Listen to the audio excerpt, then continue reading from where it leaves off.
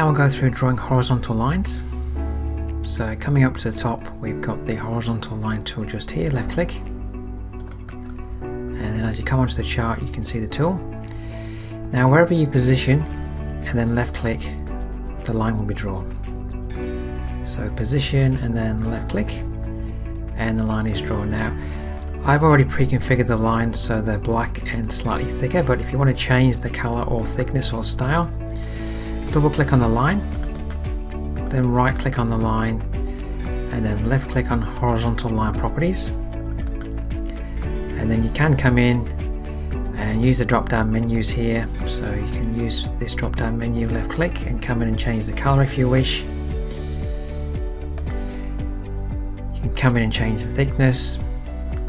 If you want to have a dotted or dashed line, first of all the thickness needs to be just one level of thickness, and then you can use this drop down and select your options. Okay.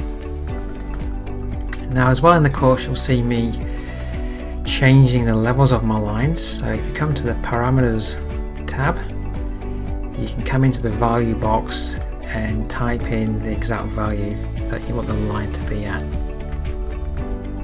So I might make that 131.40, and then left click on OK, and that line has slightly moved to that level. Now at the moment the line is still selected. You can see a little square at the end. So to deselect the line, double click just close to the line to deselect. If you want to delete the line, double click on, right click on, and then come down to delete, and then left click on delete. Okay.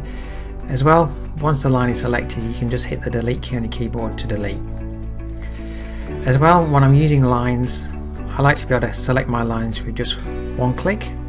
So if you'd like to do the same, come up to tools, left click, come down to options, left click, and then on the object tab here, come down and put a tick in that box just there, and then left click OK, and then you'll be able to select your lines with one click.